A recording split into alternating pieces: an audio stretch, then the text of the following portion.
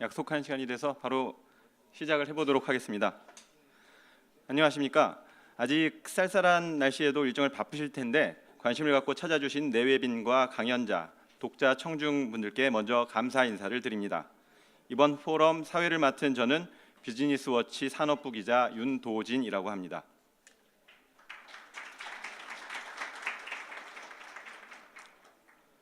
저희 비즈니스워치는 경제를 보는 스마트한 눈이라는 기치를 걸고 있습니다. 2013년 2월 창간에 엊그제 꼬박 6년이 됐는데요.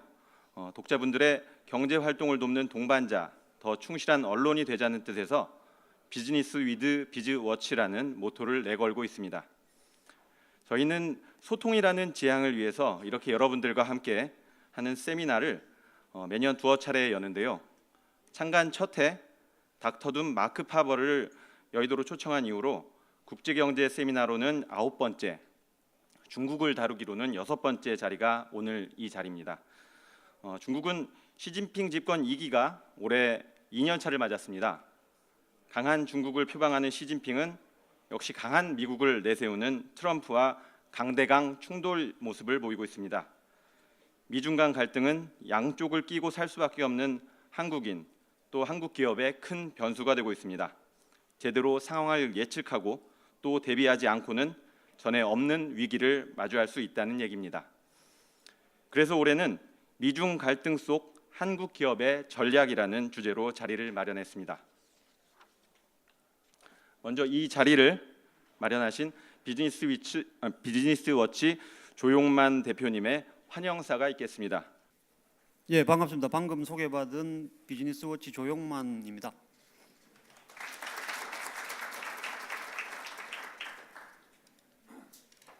먼저 이 바쁘신 중에도 시간을 쪼개서 저희 차이나워치 포럼에 참석해 주신 여러분들께 감사 인사드립니다. 앞서도 사회자께서 말씀을 하셨지만 저희가 한 6년째 이 행사를 진행을 하고 있어서 이제 아시는 분들도 많겠지만은 저희가 창립 2013년 2월에 이제 회사를 만들었는데요. 그래서 창립 이래 처음 해서 매년 2월 말에 올해 그해 중국과 가장 이 핫 이슈를 선정해서 포럼을 진행해 왔습니다. 트럼프 대통령 집권 이후에 중국과의 관계에서 가장 뜨거운 이슈가 통상 마찰, 무역 전쟁입니다. 미국이 지금 북핵이라는 시급한 현안을 처리하기 위해서 휴전을 좀 연장하고 아마 다음 달 말쯤에는 적정선에서 중국이 양보하는 적정선에서 타협을 하게 되지 않을까 예상은 됩니다. 하지만 이미 중국이 G2의 일원으로 명실상부하게 미국의 경쟁 상대로 떠오른 상황이기 때문에 앞으로도 무역은 물론 경제 각 분야, 안보, 금융시장, 그리고 기술 표준이라든지 지적재산권 다양한 분야에서 미중 간의 헤게모니 다툼은 더욱 치열하게 전개될 것으로 보입니다. 미국이 지속적으로 중국에 대해서 견제와 압박을 가하게 될 가능성이 높고 시스템 분야에서 상대적으로 취약한 중국은 다양한 리스크에 또 직면할 가능성이 커 보입니다. 중국은 지난해 이미 경제 성장률 측면에서 크게 한번 꺾인 적이 있고 올해 경제 상황도 그렇게 좋아 보이지는 않습니다. 중국의 경기 둔화는 우리 기업의 매출이라든지 부분에 곧바로 악영향을 미치게 됩니다. 미국의 무역 전쟁 포문이 관세 전쟁으로 시작이 됐지만 앞으로 위안화 가치 문제라든지 다양한 분야에서 이 관세보다 더 큰 글로벌 시장에 더 큰 영향을 미칠 그런 요인들이 곳곳에 도사리고 있는 것도 현실입니다. 거기다가 중국은 지금 제조업이나 또 첨단 기술 분야에서 우리를 또 빠르게 추격하고 있고 어떤 분야에서는 이미 우리를 앞지르고 있는 상황입니다. 이번 주 유럽에서 열리고 있는 세계 최대 가전 모바일 전시회 MWC에서 중국 화웨이가 폴더블 폰을 이제 선을 보였는데요. 아마 삼성전자가 앞서서 미국 CES에서 폴더블 폰을 우리가 내놓지 않았더라면은 차세대 스마트폰 경쟁에서도 우리가 중국에 따라잡힌 것이 아닌가 하는 그런 위기감과 함께 그런 관련된 보도 줄을 잇지 않았을까 하는 그런 생각을 해봅니다. 그만큼 우리 기업으로서는 더욱 치열하게 생존 전략을 고민해야 할 시기이고 또 그런 상황인 것 같습니다. 저희가 이번 행사를 준비하는 과정에서 마침 오늘 북미 간의 하노이에서 정상회담이라는 또 역사적인 이벤트가 생겼습니다. 전 세계 시선이 그쪽에 집중되는 그런 아주 대단한 이벤트이기 때문에 혹시 청중 분들이 좀 적게 오시면 어쩌나 걱정을 했었는데 다행히 많은 분들이 참가 신청을 해주셨고 오늘도 이 자리를 가득 메워주셔서 감사하게 생각합니다.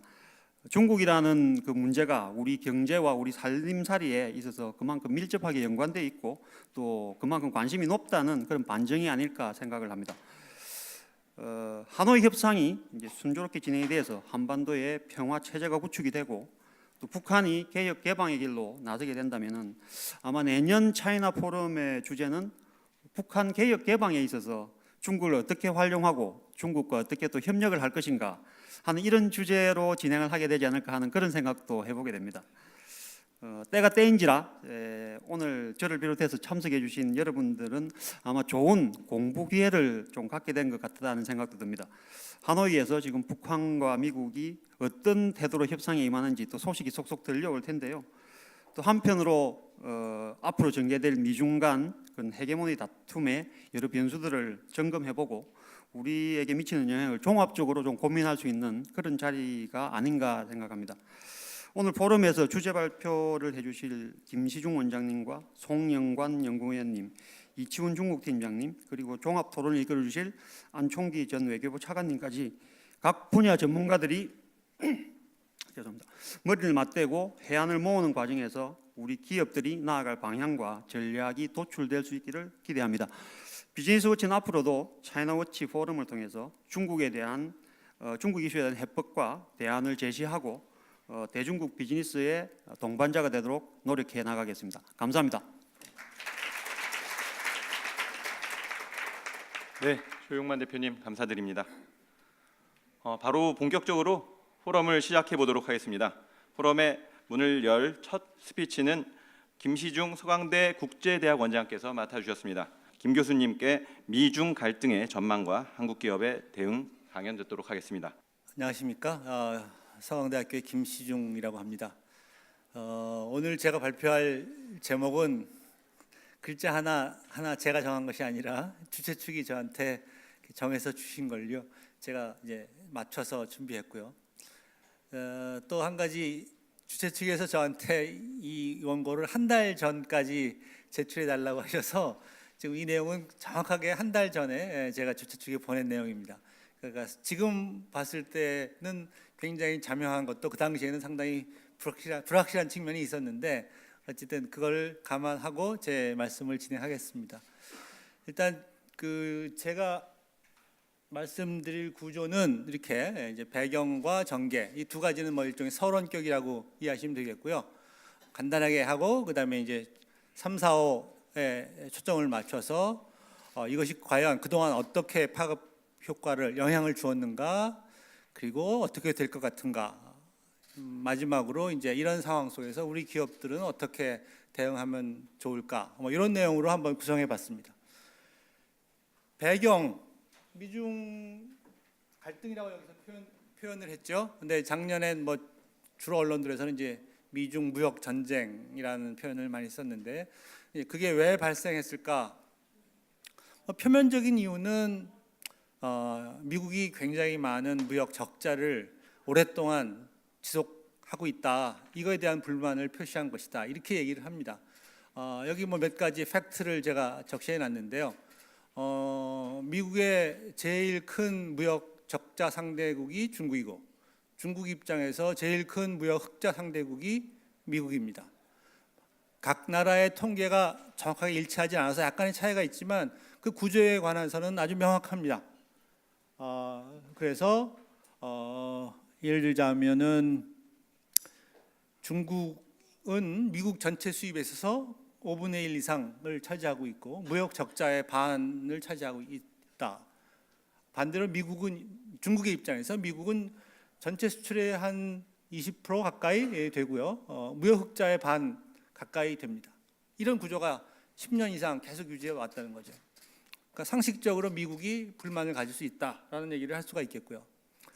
다만 제가 말씀드렸듯이 이건 표면적인 이유일 뿐이고 더 어떤 깊은 이유라고 할 수 있는 것은 미국이 중국의 추격에 대해서 더 이상 가만히 방관할 수 없겠다라고 하는 판단을 하게 됐다라고 봅니다. 그래서 흔히 이제 국제 정치학자들이 양국이 이제 전략적 경쟁을 시작했다라고 표현을 하는데요.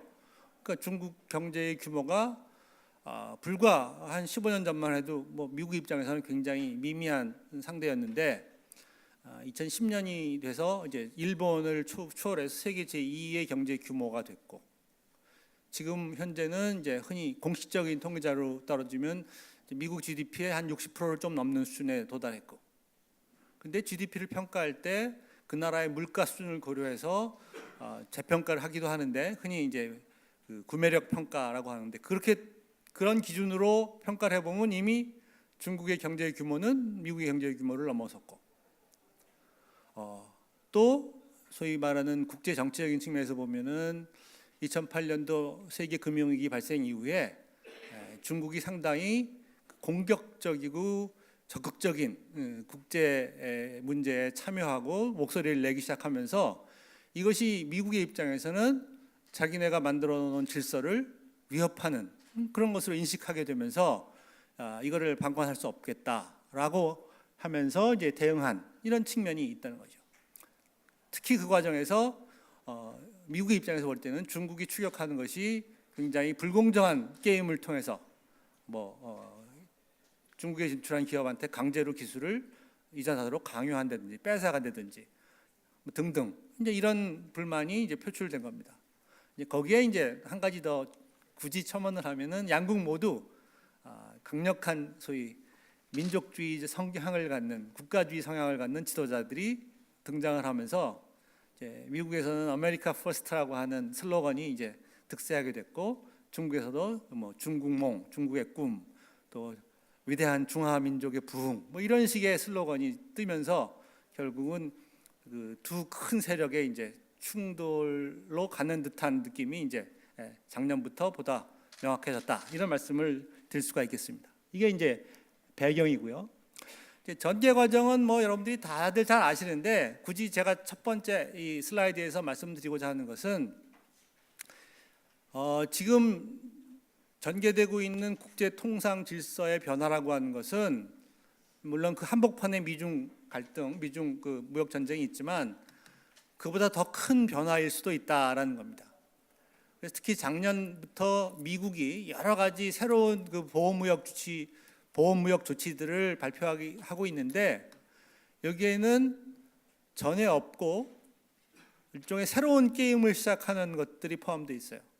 그 중에서 가장 주목되는 것이 미국의 무역 확장법 232조라고 하는 것에 국가 안보를 근거로 해서 그게 위협이 될 경우에는 수입을 규제할 수 있다라고 하는 조항이 있는데, 이게 거의 어떻게 말하면 형식적인 조항, 과거에는 리비아하고 이란에 대해서만 아주 특수한 상황에 발동한 경험이 있는 그런 특수한 조항을 이제 굉장히 전면적으로 부각시켜서 작년에 철광과 알루미늄에 대한 관세를 높이고 또는 뭐 쿼타를 하는 식으로 협상하고, 또 지금 현재 진행되고 있는 가장 큰 현안 요소가 지금 최근에 그 미국 상무부의 보고서가 발표가 됐던 제출이 됐던 자동차 무역에 대한 미국의 국가 안보를 근거로 한 수입 규제. 근데 이 대상이 누구냐면 미국의 주요 동맹국들, 독일, 일본, 한국, 캐나다, 멕시코 이런 그런 동맹국들 대상으로 국가 안보에 위협이 된다는 이유로 수입을 규제하겠다라고 하는 새로운 아주 성격상 새로운 조치가 나타나겠다라고 하는 것은 굉장히 주목할 만한 것이고요. 제일 끝에 써놨듯이 미국에 접근하는 방식은 일단은 일방적인 조치를 선언한 다음에 그다음에 1대1로 양자 협상을 통해서 이걸 해결하려고 하는 여전히 그 강대국의 논리를, 강대국의 접근 방식을 적용하고 있다. 이제 우리는 어쩌면은 더 이상 그 WTO가 중심이 되는 그 룰 베이스된 국제 통상 질서가 더 이상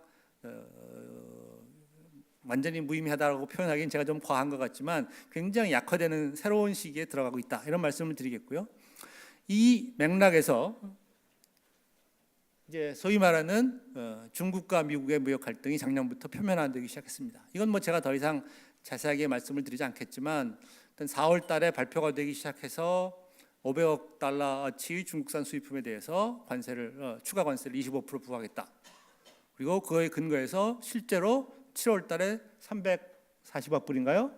그리고 8월 달에 160억 불. 그래서 총 500억 불에 대해서 추가 관세를 부과했고 중국도 그에 상응하는 조치를 취했고 이어서 9월 달에는 미국이 추가로 2천억 달러어치의 중국산 수입품에 대해서 처음에는 25% 얘기하다가 일단 10% 관세를 부과하고 이제 금년 1월 1일부터는 25% 올리겠다라고 했고 이거에 대응해서 미국은 그만큼 2천억 불만큼 더 이상 부과할 대상이 없으니까 일단 600억 달러에 대해서 같은 조치로 대응했고 이런 식으로 작년 한 9월, 10월까지는 굉장히 에스컬레이트 되는 상황이 벌어지다가 잘 아시다시피 작년 11월 말에 이제 G20 회의에서 미국과 중국의 정상들이 만나서 일단 휴전을 선포합니다. 그래서 90일간 이제 홀드하고 협상을 진행해 보자라고 하면서 이제 지금까지 진행되어 온 것입니다. 그럼 이렇게 전개되어 온 미중 간의 경제 갈등이 어떤 영향을 주었는지를 조금 살펴보려고 하는데요. 첫 번째로 가장 직접적으로 이와 같이 서로 상대방 국으로부터의 수입에 대해서 수입 규제를 높은 관세를 부과하는 과정이 진행된 결과 두 나라의 무역에 어떤 변화가 나타났는가? 상당히 흥미로운 혹은 예상하고 다른 결과가 적어도 무역에 관해서 특히 양국 간 무역에 있어서 나타났습니다. 우리가 쉽게 생각할 수 있듯이 미국이 관세를 부과했고 관세 부과 대상도 2,500억 달러, 중국은 1,100억 달러. 그러니까 훨씬 더 많은 대상에 대해서 미국이 관세를 부과했는데 실제 어떤 변화가 나타났는가? 미국의 경우에는 작년 10월까지 통계밖에 없는데 이게 이제 미국 정부가 셧다운하는 바람에 보다 최근 통계가 안 나와서 그런데요. 수출이 9% 증가, 수입이 9% 증가, 무역 적자 조금 증가. 거의 미국 전체 무역에서 별 영향이 없는 것으로 나타났고 중국과의 무역에 있어서 수출이 1.4% 감소, 수입은 8.2% 증가. 이게 쉽게 이해가 안 되시잖아요. 왜 그럴까? 미국이 수입 장벽을 높였는데 중국에 대해서, 중국산 제품에 대해서 거꾸로 중국으로부터 수입은 늘어났고 중국에 대한 수출은 줄어드는 효과가 나타났어요. 중국 데이터로도 똑같은 현상이 발견이 됩니다. 결국 우리가 일반적으로 상식적으로 예측했을 경우에는 중국이 타격을 받고 미국에 대한 수출이 줄어들 것 같고 미국은 그 반대일 것 같은데 실제로 나타난 현상은 그 반대 현상이 나타났다. 어떻게 말하면 미국에게 불리한 적어도 무역 흐름으로만 봤을 경우에 이전 현상이 나타나면서 이걸 어떻게 설명할 수 있을까라는 질문이 제기가 되는데 이거에 대한 설명은 뭐 이런 규제 조치가 있다고 해서 바로 그것이 효과를 나타내는 게 아니라 예를 들면 수입을 대체하는 데는 시간이 좀 걸리니까 시간이 있을 것이다. 또 다른 설명은 예를 들어서 금년 1월 1일로는 더 수입 장벽이 올라가니까 그 전에 조금이라도 낮을 때 좀 더 많이 중국 입장에서 수출하고 미국의 수입업자 입장에서도 빨리 수입하자. 제가 표현을 스토밍이라고 했는데 그런 현상들로 설명을 합니다. 실제 조금 더 업데이트된 데이터를 보더라도 똑같은 현상이 나타나요. 최근에 와서는 이제 미국과 중국의 바이래터럴 무역이 양자간 무역에서 둘 다 수출과 수입이 다 줄어드는데 중국이 미국으로부터 수입하는 것이 훨씬 더 많이 줄어듭니다. 미국이 대중국 수입은 덜 줄어들어요. 그러니까 똑같은 현상이 지금까지 지속되고 있습니다.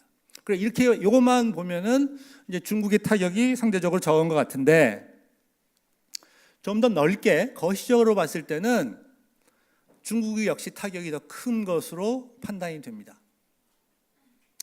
뭐 쉽게 얘기해서 경제 성장률에 작년 같은 현상이 두 나라 경제 성장률에 어떻게 영향을 줬느냐 봤을 때는 중국이 더 큰 영향을 받는 것 같아요. 반면에 미국은 별 영향을 받는 것 같지 않아요. 특정한 부문, 특정한 산업의 경우에는 일부 타격을 받지만, 예를 들어서 중국의 경제 성장률, 뭐 이미 잘 아시는 거지만 작년도에 6.6% 성장한 것으로 나오고, 게다가 중국이 작년도 경제 성장률 6.6%라는 걸 발표하는 전날에 그 이전 2017년도 성장률을 1%, 원래 6.9%로 공식적으로 발표되어 있었는데 그것이 6.8%였다라고 수정을 합니다. 어떻게 보면 베이스를 낮춰놓고 성장률이 덜 줄어드는 것처럼 보이려고 통계를 매니플레이트 했다라고 하는 의심을 살 만한 조치까지도 포함되어 있어요. 그 분기별 성장률을 봤을 때는 작년도 중국의 경제 성장률 하락이 좀 더 뚜렷하게 드러납니다. 작년도 4, 4분기에는 성장률이 6.4%. 다시 말해서 2017년하고 2018년 상반기까지는 중국의 성장률이 떨어지는 모습이 보이지 않았는데 하반기부터는 명확하게 하락 증세가 보였다. 그리고 그 과정에서 우리가 발견할 수 있는 것은 뭐냐 하면 중국의 소비 증가율이나 투자 증가율이 그 전에 비해서 뚜렷하게 하락하고 있다는 것이죠. 근데 그게 왜 그러는가? 저희가 뭐 추론해 보건데 미국하고의 경제 갈등, 무역 갈등이 생기면서 미국의 기업이나 소비자들이 미래에 대해서 훨씬 더 불확실하고 불안정하게 보기 때문에 저런 변화가 나타났고 그것이 성장률의 하락을 가져왔다. 그리고 이것은 중국의 입장에서, 중국 정책 당국의 입장에서 굉장히 우려되는 상황이다. 그런 면에서 앞에 이제 무역에 대한 직접적인 효과에 비해서 거시적인 영향은 중국이 더 크게 받았다라고 하는 평가가 뭐 무난한 평가라고 보입니다. 반면에 미국은 작년도가 경기 상승기였다라고 하는 것은 여러 가지로 확인이 되어 있는데 경기 상승기에 약간의 타격이 오더라도 그것이 거시적으로 주는 영향은 크지 않았다라고 보는 거죠. 더군다나 미국은 경제 규모가 중국보다 더 크고 무역 의존도는 더 작고 수출 의존도 무역 의존도 더 낮고 하니까 그런 상황에서는 적어도 드러나는 거시적 효과는 미미한 것으로 판단이 됩니다. 다만 일부 업종에서는 타격이 있었죠. 이런 정도로 이제 파급 효과에 대한 판단을 하는데 이거는 업데이트 하더라도 제가 볼 때는 질적으로는 같은 판단을 할 수가 있습니다. 다음에 이제 파급 효과의 세 번째로 사실은 우리 입장에서는 더 우려가 되는 것이 이런 측면입니다. 이렇게 미국과 중국이 경제 갈등, 무역 갈등을 하게 되면서 그것이 초래할 수 있는 여러 가지 그 부작용이 있는데 첫 번째로는 전 세계적으로 무역이 위축될 수 있다는 것이죠. 세계 1위 경제국과 2위 경제국이 상호 무역 규제를 하고 그러면서 무역이 타격을 받을 경우에는 전 세계의 무역이 줄어들 수밖에 없다는 것이죠. 당연히 우리한테도 부정적인 영향을 줄 수밖에 없다. 두 번째로는 더 우려될 수 있는 것이 지금 어떻게 말하면 WTO라고 하는 국제무역 질서를 만든 나라가 미국인데 미국이 더 이상 WTO와 같은 국제 질서를 존중하지 않고 일방적인 조치들을 마구 하고 있다. 이거는 향후 굉장히 우려스러운 새로운 국제 통상 질서의 등장의 그 시작이다. 이렇게 볼 수 있다는 것입니다. 또한 이와 같은 변화는 지난 한 22여 년에 걸쳐서 소위 세계화의 그 힘을 타고 전 세계적으로 그 생산 네트워크가 만들어졌는데 그걸 이제 전문가들이 글로벌 밸류 체인이라고 얘기하는데 이 글로벌 밸류 체인의 질적인 변화가 나타나는 그런 시점이 이 시점이 아닌가, 이 사건이 아닌가 이런 변화가 시작되면서 결국은 어쨌든 우리는 이 글로벌 밸류 체인에 깊이 들어와 있는 나라이기 때문에 이 변화에 어떤 식으로든 대응하지 않을 수 없는 상황이 되었다는 얘기입니다. 그러면서 결국 전 세계적으로 불확실성이 커졌고 불확실성이 커졌다는 얘기는 기업들은 굉장히 그 리스크가 커졌다 이런 상황으로 해석될 수밖에 없다는 겁니다. 이것이 이제 우려되는 상황이라는 거죠. 이제 다음 주제로 넘어왔을 때 이게 어떻게 됐을까? 이게 제가 아까 말씀드렸듯이 제가 한 달 전에 썼을 때는 사실은 언론에서는 굉장히 그 비관적인 얘기들이 많이 오고 갔고요. 근데 일단 제가 그때 써놓은 것은 이게 파국에 이를 가능성이 높지 않다. 왜 그러냐?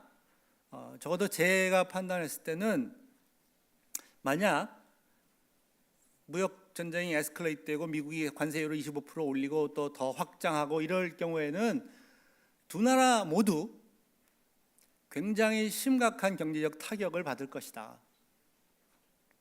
그리고 경제적 타격은 단순히 경제적인 문제가 머무르지 않고 이것이 그 정치적인 그 영향을 파급 효과를 가져와서 현재의 지도자들한테 결코 도움을 주지 않을 것이다.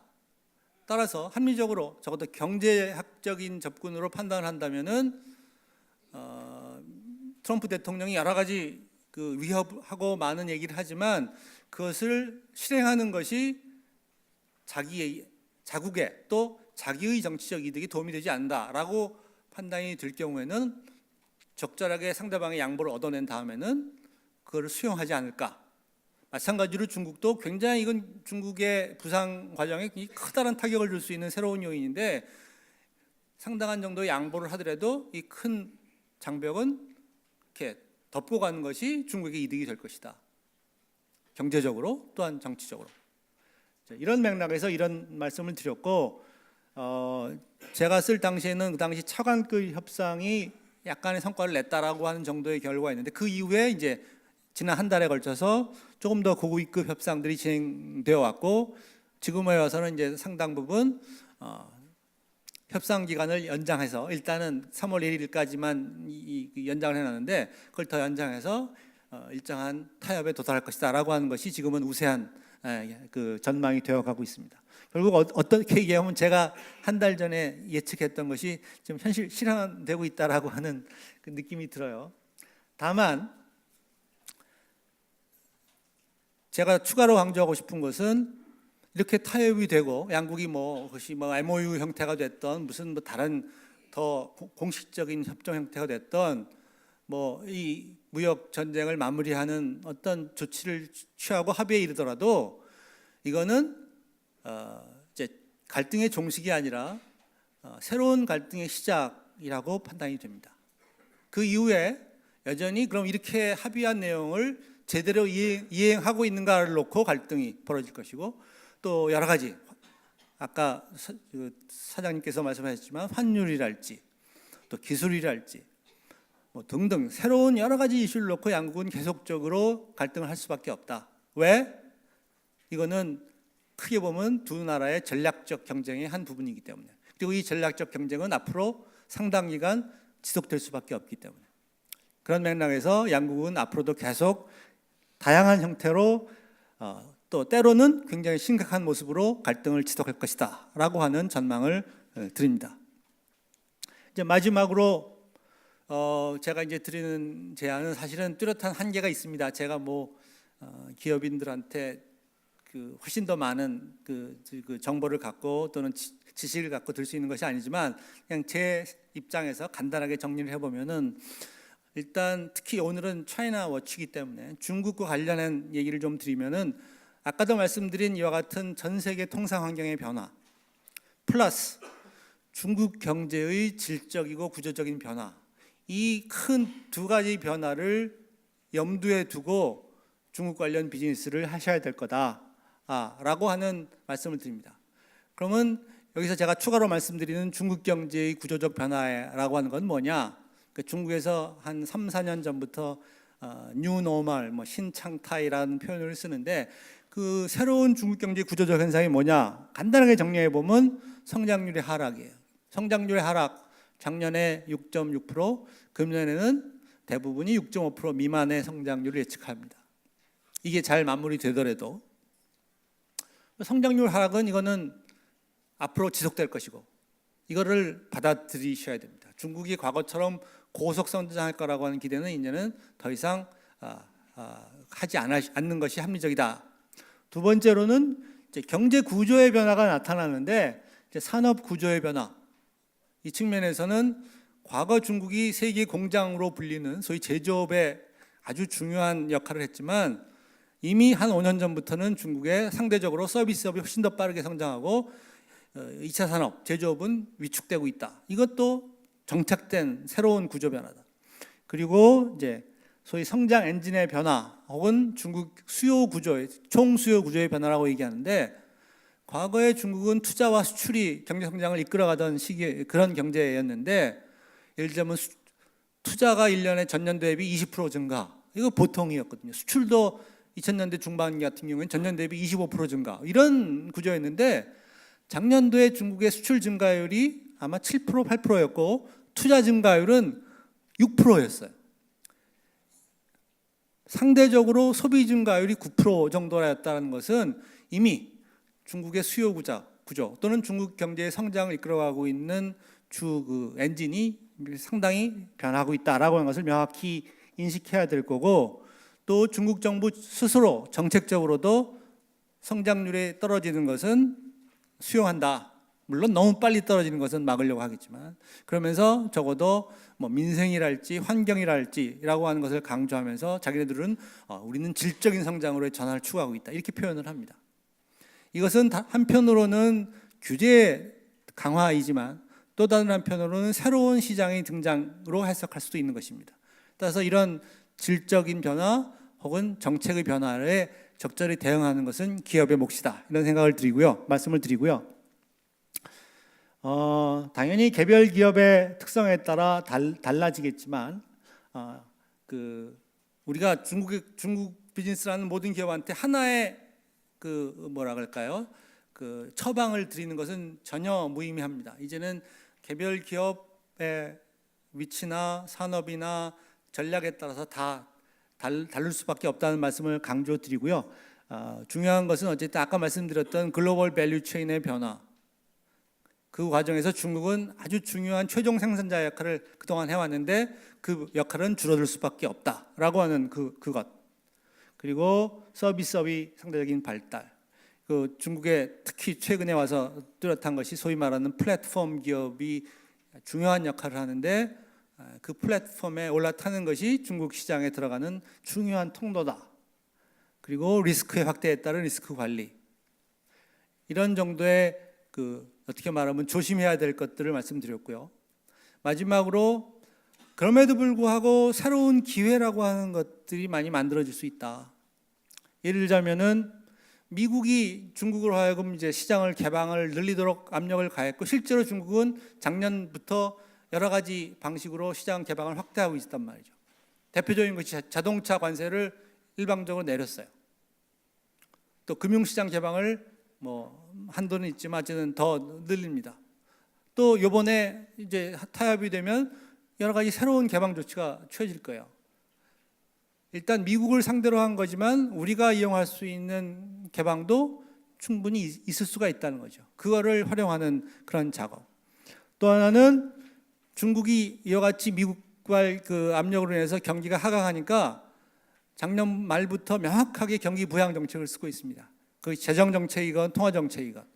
경기 부양을 한다는 것은 또 어쨌든 새로운 비즈니스 기회의 등장이라고 할 수 있기 때문에 이 경기 부양 정책도 활용하시는 것이 필요할 것이고, 그리고 중국이 자본이 넘쳐나는 나라, 최근에 와서는 규제를 좀 합니다만 어쨌든 중국 자본을 우리에 맞게 이용하는, 특히 벤처기업 같으면은 중국의 벤처 투자를 끌어들이는 것에 대해서 굉장히 전략적인 접근을 하실 필요가 있지 않겠는가, 이런 말씀을 드리고요.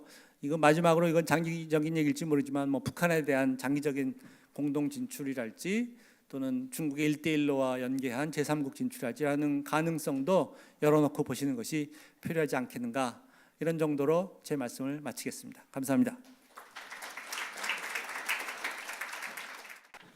바로 다음 강연 이어지도록 하겠습니다. 다음은 미중 갈등이 한국 경제에 미치는 영향을 좀 더 깊이 살피는 시간입니다. 우리 정부나 기업들이 이 국면을 어떻게 다뤄야 할지를 송영관 KDI 경제전략연구부 연구위원께서 짚어주시겠습니다. 박수로 맞아주시죠.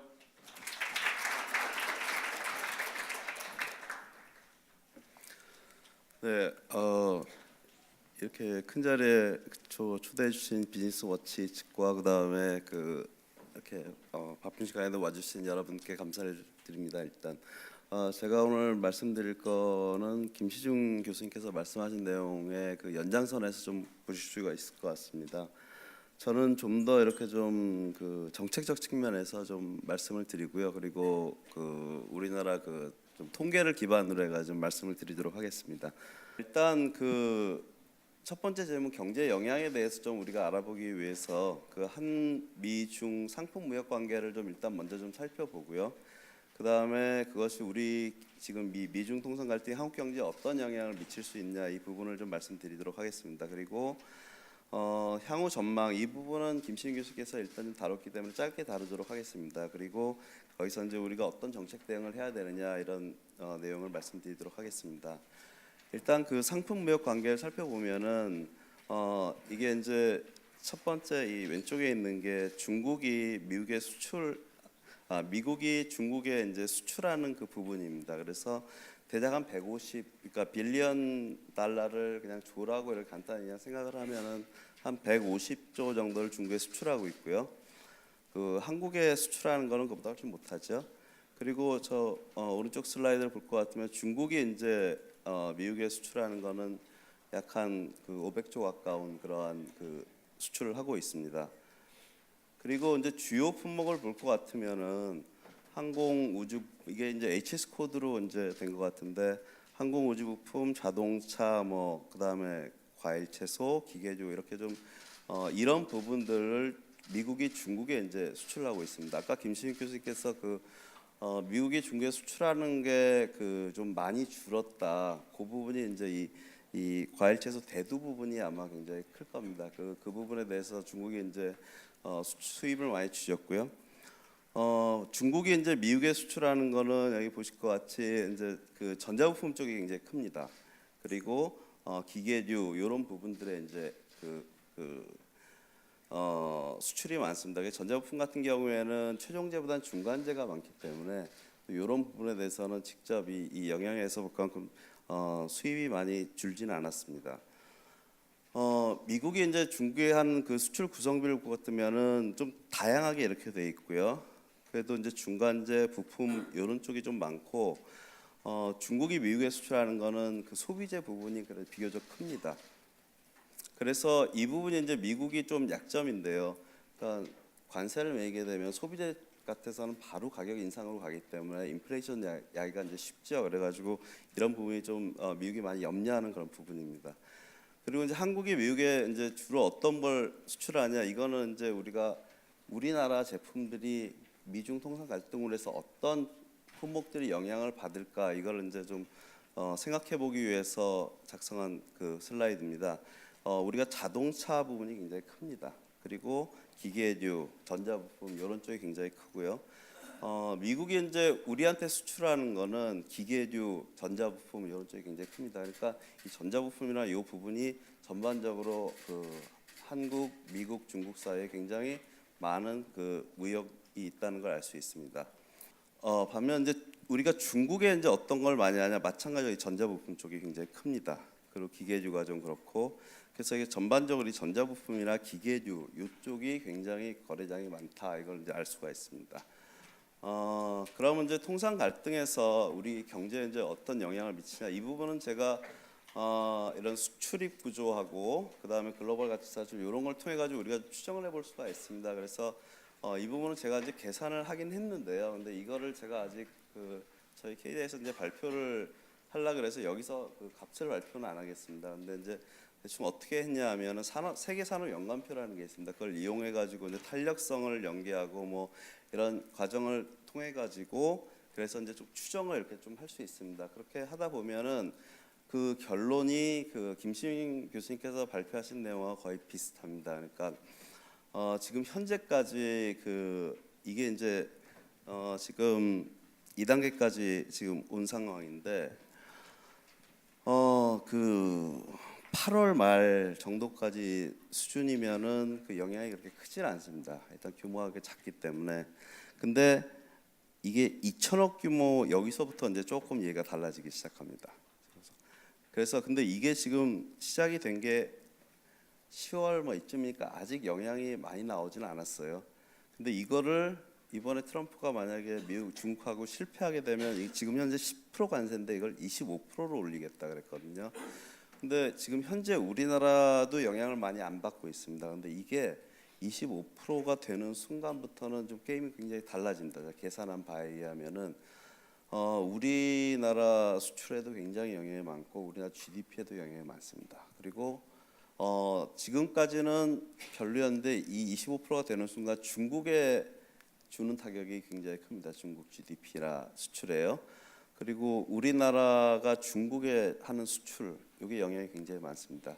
그게 이제 이렇게 이론적으로 생각을 하게 되면 미중 통상 갈등인데 거기서 이제 우리 미중 이제 통상 갈등이 이렇게 되게 되면은 결국은 교역량이 줄게 됩니다. 교역량이 줄게 되면은 이제 주는 교역량 따라서 우리가 중국에 예를 들어서 중간재료 수출하는 그 수요가 줄 수가 있고요. 이게 좀 직접적인 효과고요. 반면에 미국에서 수입하던 거 아니면 미국이 중국에서 수입하던 걸 우리 제품을 수입할 수 있으니까 그건 대체 효과입니다. 이러면 좀 긍정적으로 또 갈 수가 있습니다. 근데 양국 간 무역 이 관계가 악화되면은 결국 교역이 악화되고 이렇게 되면은 GDP가 떨어져서 생산이 감소하게 됩니다. 생산이 감소하게 되면서 수요가 줄면서 그럼 우리나라 전체 수출에 부정적 영향을 또 미치게 됩니다. 그래서 이런 게 좀 섞여 있는 그런 상황입니다. 그래서 이런 부분에 대해서 이제 좀 우리가 좀 품목별로 좀 볼 것 같으면 일단 이 500억 불까지 했을 때 그때 이제 이게 미국이 중국에 부과한 품목, 그 다음에 중국이 미국에 부과한 품목을 이렇게 쭉 좀 정리를 해봤습니다.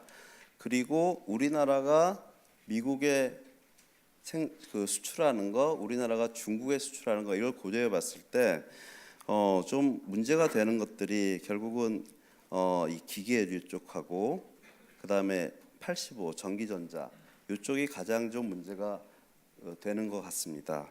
그래서 이제 이 부분에 대해서 쭉 이렇게 좀 볼 것 같으면은 일단 현재 아까 제가 말씀드린 그런 효과를 이제 기반으로 해서 봤을 때 중국 수출은 좀 꺾이는 상황입니다.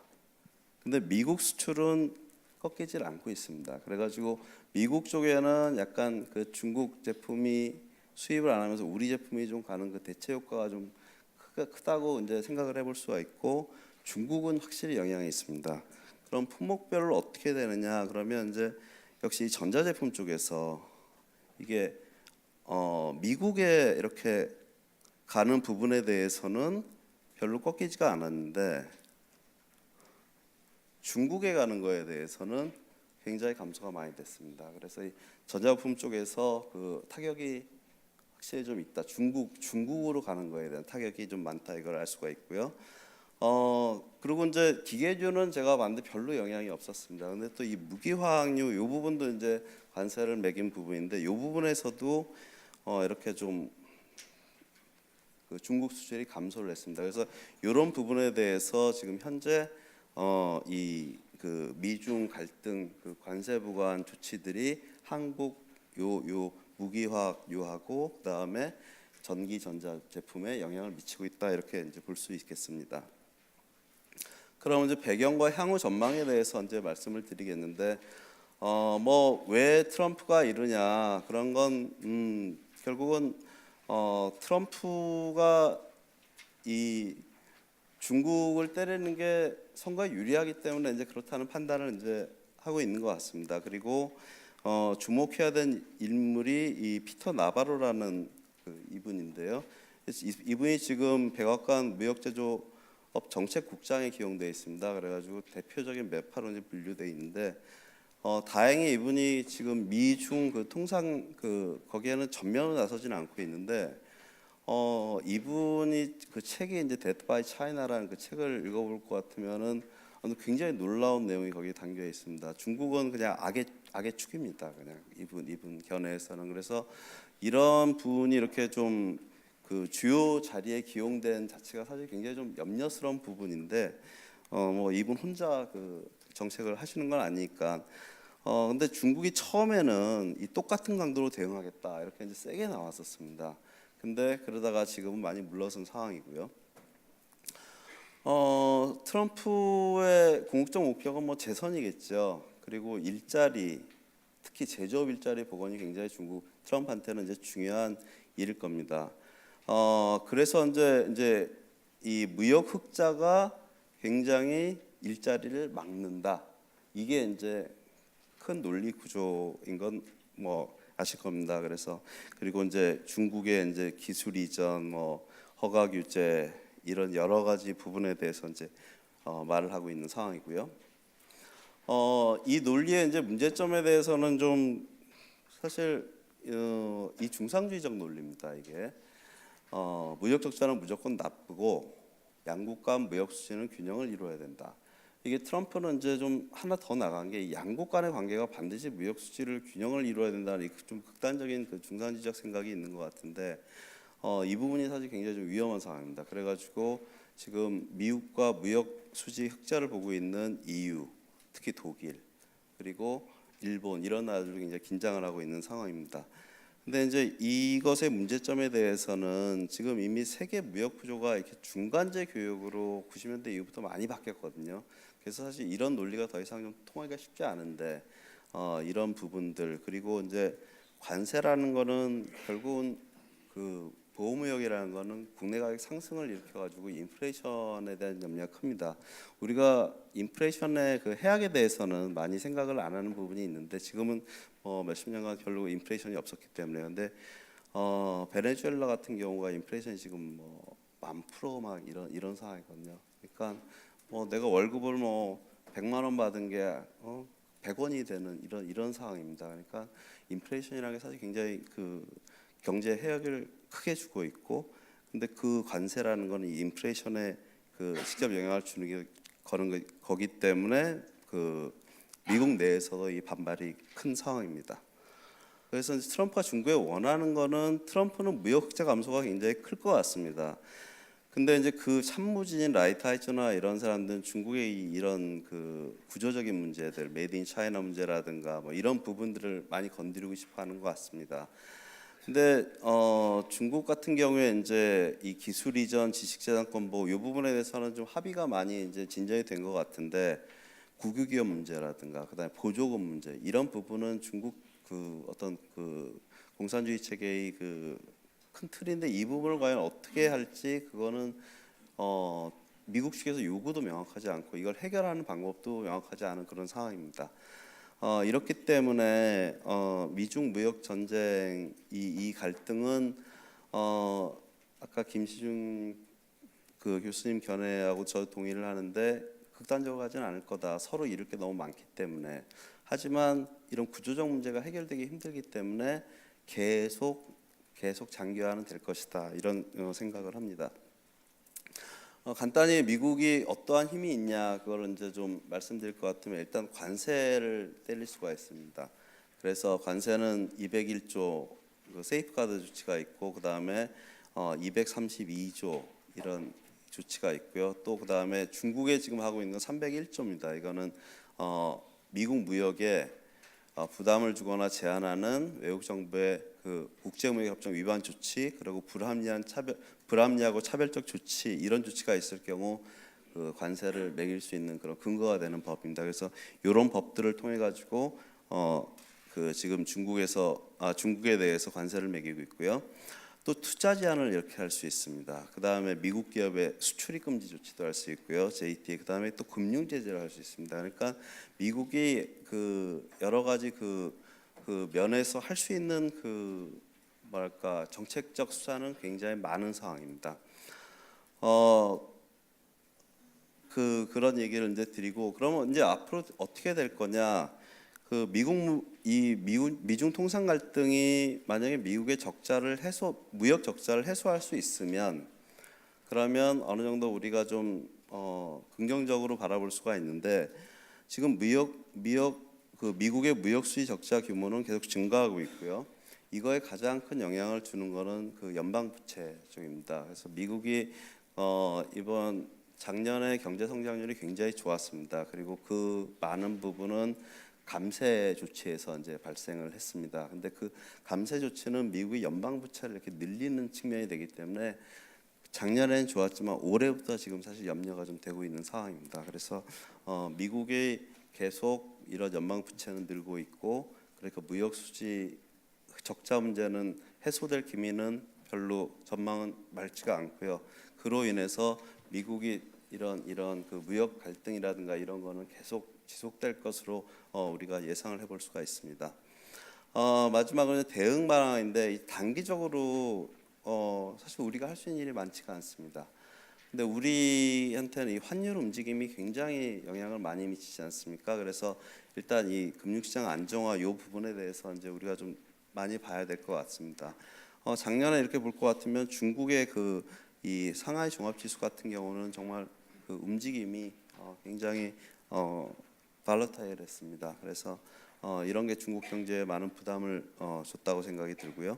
그다음 위안화 같은 경우도 이렇게 좀 움직임이 이렇게 절상적으로 이제 가고 있는데 이게 원화의 움직임이고요. 그래서 원화하고 위안화하고 이렇게 좀 그 비슷한 방향으로 가는 측면이 이렇게 좀 있습니다. 그래서 이런 위안화의 움직임이라든가 우리 원화의 그 환율 주익을 좀 주의 깊게 봐야 될 것 같고, 중국 경제의 성장 전망이 떨어지는 부분이 바로 이런 그 구리 가격이라든가 이런 하락하고 이제 이게 결국 그 중국 경제 성장 전망이 떨어지기 때문에 이렇게 가격 하락이 이제 발생을 하게 됩니다. 그래서 지금 구리라든가 알루미늄 그리고 콩하고 밀 가격 이런 부분들에 대해서 지금 국제적 영향을 받고 있습니다. 그 원자재 부분에 대해서 중국 경제 성장률 저하로 인해서 가격 하락의 그 염려가 있는 상황입니다.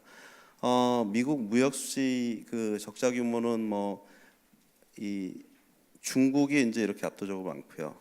멕시코, 일본, 독일 이런 나라들이 이제 흑자국입니다. 미국에 비해서요. 그래서 요 나라들을 왜 하냐면 요 나라들이 결국 향후 미국의 그 통상 압력이 가해질 나라들이라고 우리가 볼 수 있습니다. 지금 이제 중국에는 왔었고요. 멕시코도 왔었었죠. 그래서 나프타 개정으로 왔었고, 그리고 지금 일본하고 그 독일 요 부분이 이제 자동차를 가지고 이제 그 갈 거를 우리가 예상을 해볼 수가 있습니다. 그 품목을 미국의 그 무역 수지 적자 규모의 그 품목 같으면 전자 부품이 굉장히 그 적자가 높고 자동차 기계도 이쪽에 이제 많은 상황입니다.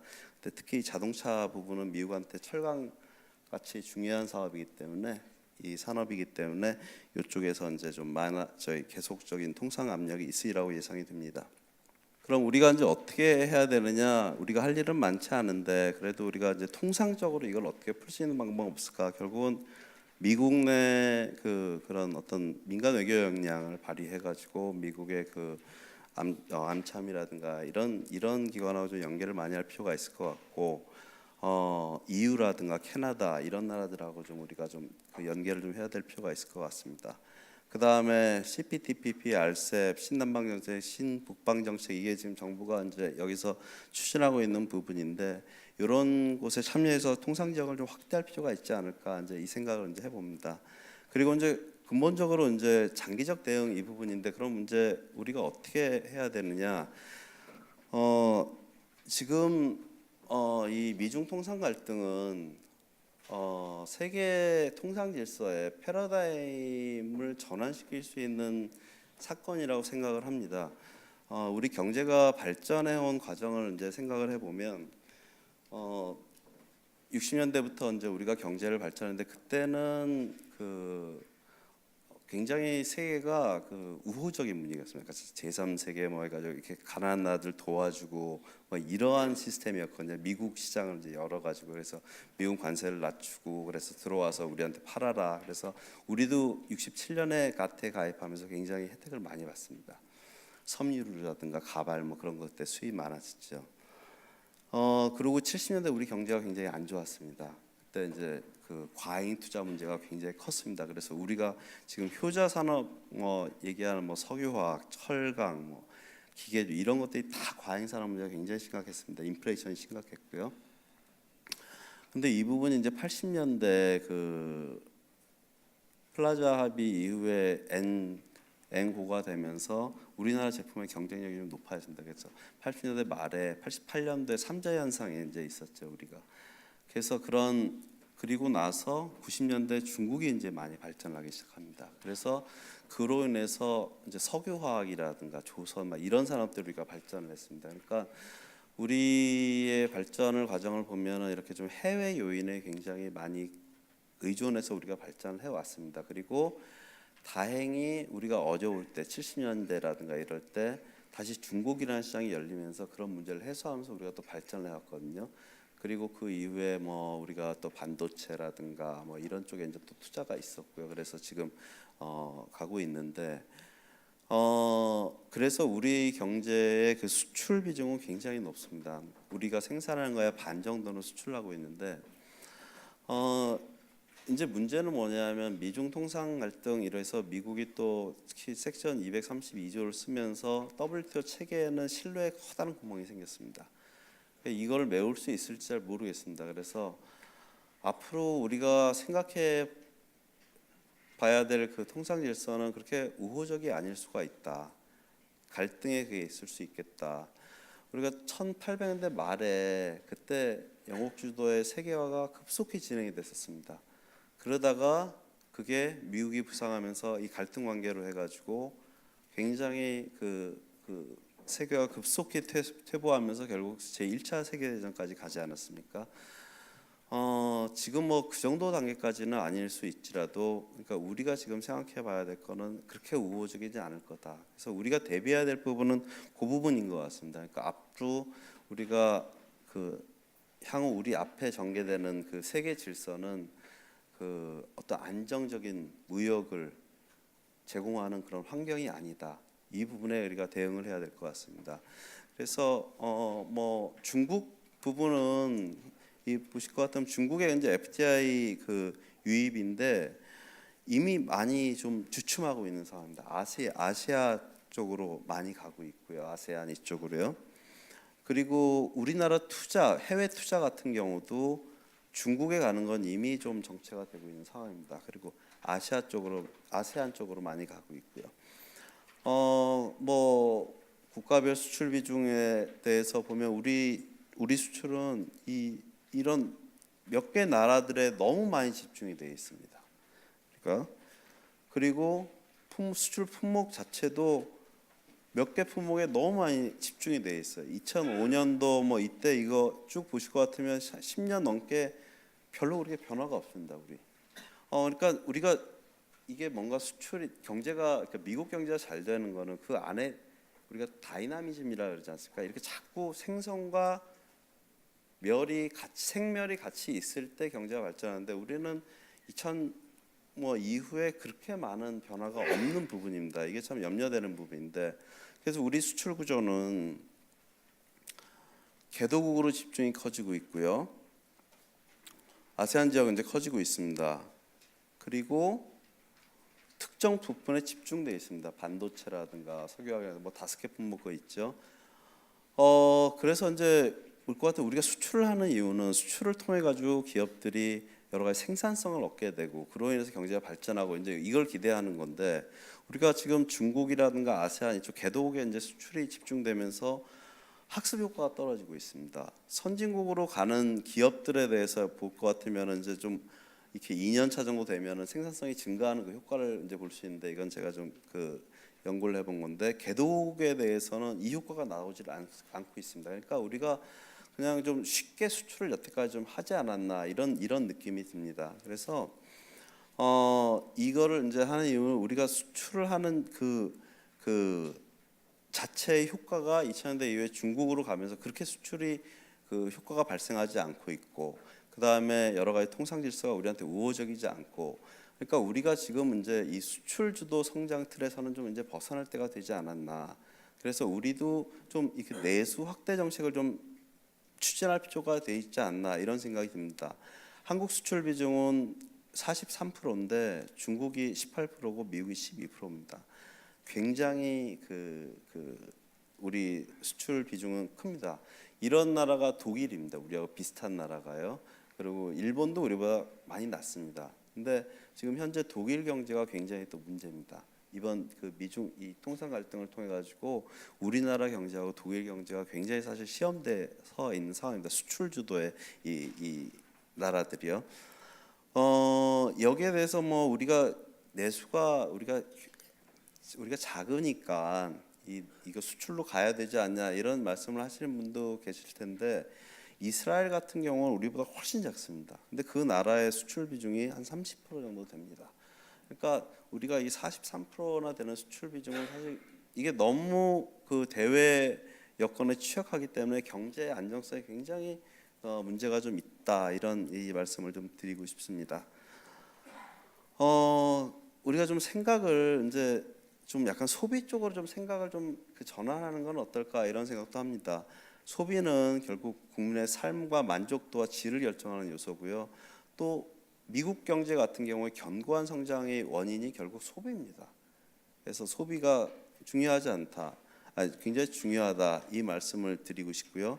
우리나라 같은 경우에는 이 관세 구조가 굉장히 높습니다. 여러분들이 국제 가격보다 굉장히 높은 가격으로 소비를 하고 있다. 그래서 이제 이런 부분을 우리가 좀 개혁을 해야 되지 않나, 이런 생각이 이제 좀 들고요. 또 이와 더불어 우리가 생산 부분의 중요성을 무시할 수 없겠죠. 그러니까 이러한 그 효율적 투자를 통해 가지고 그 생산할 수 있는 그런 그 노력은 끊임없이 해야 되지 않나, 이렇게 생각을 합니다. 예, 이상 발표를 마치겠습니다.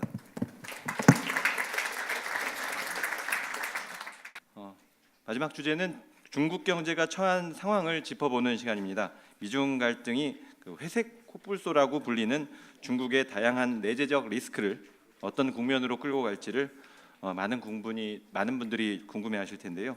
이치훈 국제금융센터 중국 팀장께서 중국 경제의 위기 가능성에 대해서 짚어주시겠습니다.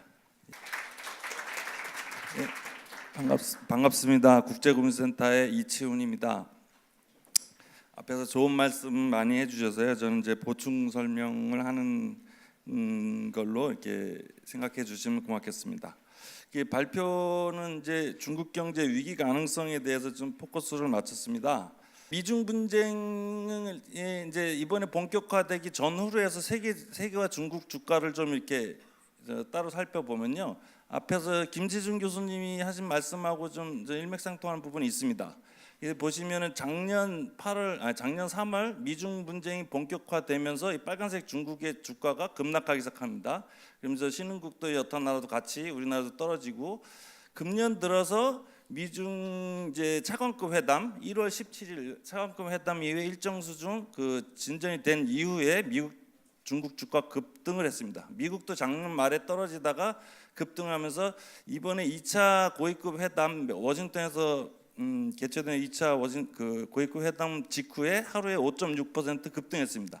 그래서 지금 회담 전망을 그래도 비교적 긍정적으로 보고 있다는 시장에 그거를 반영하고 있는데, 어쨌든 중국과 신흥국의 주가는 미중 통상 분쟁에 매우 민감하게 지금 반영하고 있습니다. 경제 심리에 미치는 영향이 상당히 크다는 것이죠. 작년 정상회담 12월 1일 정상회담 이후에 부분적으로 타결 조짐이 대두되고 있고, 전체적으로는 미국의 압박이 커지면서 중국이 수입 확대 또는 금융시장 개방 이런 형태로 양보하는 그런 모습을 보여주고 있습니다. 그래서 아직까지는 중국 경제에 실질적으로 미친 영향은 그렇게 크지 않습니다. 그래서 앞에 김수승 교수님 말씀하신 것처럼 오히려 미중의 상호 수입시장 점유율 월별로 보면은 중국의 미국 수입시장 점유율은 오히려 올라갔습니다. 그래서 22% 내외에서 오히려 조금 올라간 상황이고, 미국의 대중국 수입시장 점유율은 미중 분쟁이 본격화된 작년 3월부터 계속 떨어져서 금년 1월입니다. 1월 달에는 5%로 뚝 떨어졌습니다. 여러 가지 요인이 있겠지만 여기 밀어내기 이런 것도 있고 여러 가지 요인이 있을 것입니다. 그래서 아직까지는 오히려 일반적인 예상과 달리 미국이 타격이 더 크다. 현재까지는 그렇습니다. 그래서 18년 중국의 주요국의 중국 수입시장 점유율을 봤을 때 미국이 제일 많이 떨어졌죠. 1.4%포인트. 브라질산 많이 수입하면서 브라질이 좀 올라왔고, 우리나라는 사실 좀 득을 본 걸로 보여집니다. 중국 수입시장 점유율이 조금 떨어졌는데 작년에 유가 급등해가지고 산유국들 수입시장 점유율 들어간 걸 따져보면 우리는 미중 분쟁의 예상과 달리 중국 수입시장 점유율에서 떨어진 게 일본이나 호주, 독일 이런 나라보다 좀 적었습니다. 물론 그 전에 사드 때문에 좀 이런 영향도 있었겠지만, 그리고 미국 내 대두 가격을 이렇게 보시면 500억 달러 관세부가 발표 작년 5월달에 이후에 뚝 떨어져서 정상회담 이후에 조금 올라가는 것 같지만 사실은 이전 수준 회복은 못했습니다. 아직도 불안해하고 있는 것입니다. 그래서 전반적으로 아직까지는 미중 분쟁이 중국 경제에 주는 영향은 심리적인 경제, 금융 심리적인 거에 그치고 있고 오히려 미국이 조금 더 영향을 받고 있는 것처럼 보입니다. 아직까지는.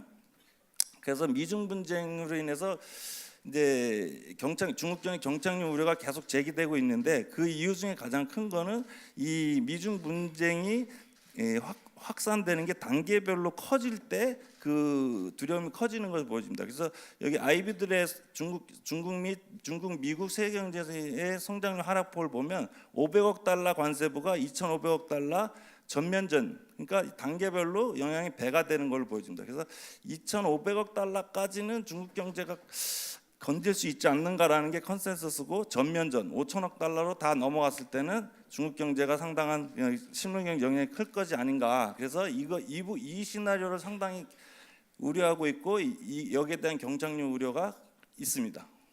어쨌든 미국의 노골적 공세 배경은 무역 적자가 있겠지만 사실은 기술 경쟁, 금융 서비스 시장 개방, 뭐 정치적 요인 뭐 이런 거 당연히 이제 내재적인 된 거고요. 이건 빨리 넘어가겠습니다. 상호간에 피해 우려가 있어서 확산을 억제하는 요인이다 볼 수 있습니다. 그래서 지금 미중 분쟁에서 제가 보기에 가장 큰 리스크 요인은 미국 내에서 이게 둘이 미중 분쟁이 심화되면 중국도 타격을 받고 미국도 타격을 받겠지만 그것보다 미국 경제가 타격을 받는 것보다 미국 국민들이 좋아한다는 거. 그러니까 정서적으로 중국을 때리고 싶어 한다는 그 정치적 이득.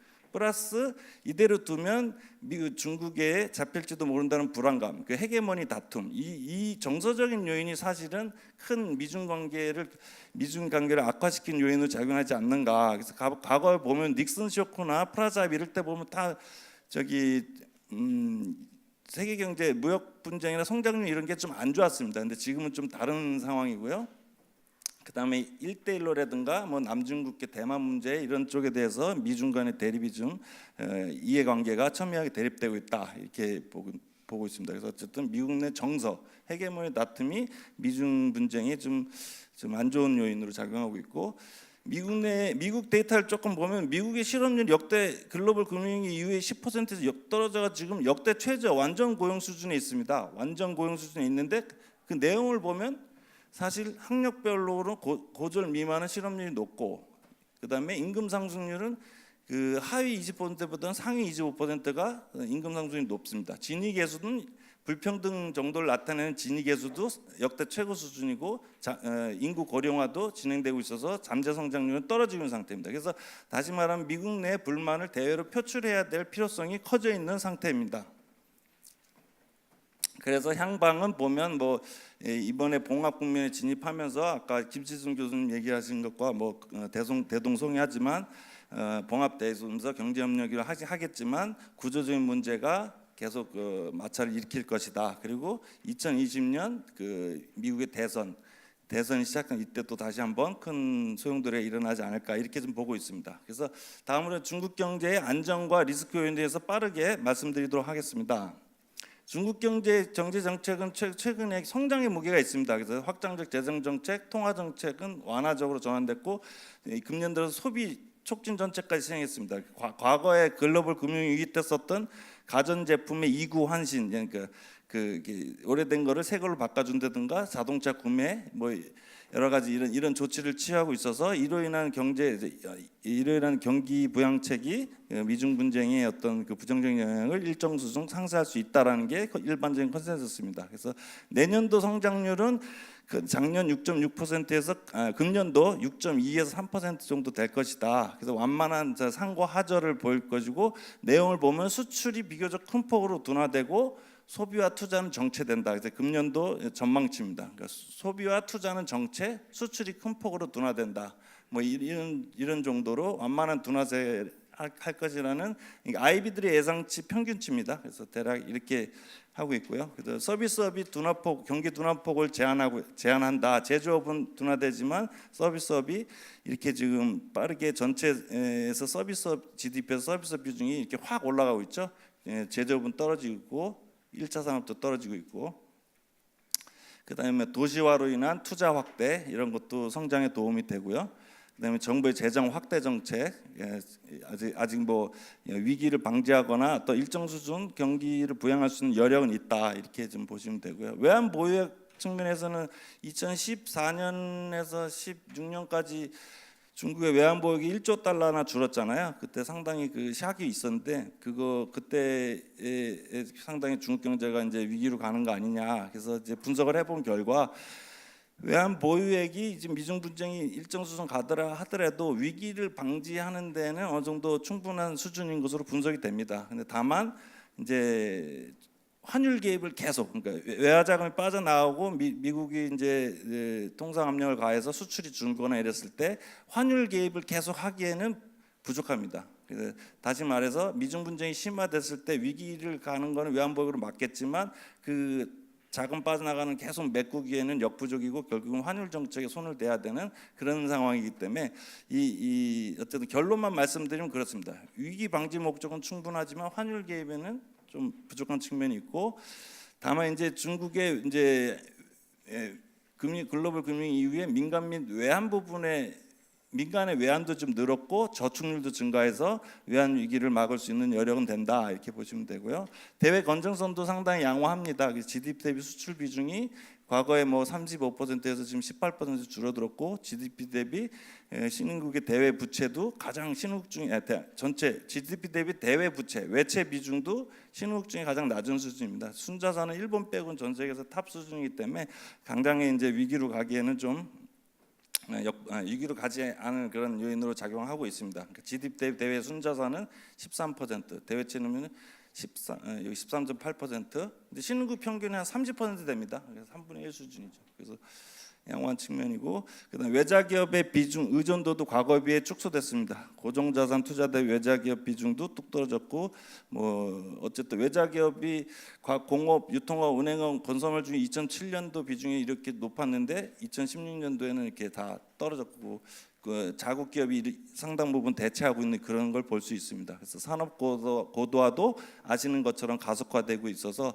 특히 중국의 산업 고도화 가속화되는 그런 큰 힘은 중국 시장과 정부의 정책이 있다는 겁니다. 정부가 그걸 밀고 있고 시장이 있기 때문에 조금 약하더라도 좀 품질이 떨어지더라도 중국 기업이 만들면 세계 표준이 될 수 있는 시장이 있기 때문에 그런 큰 강점이 있습니다. 그래서 이런 자체 시장이 혁신을 뒷받침한다 이런 부분이 있습니다.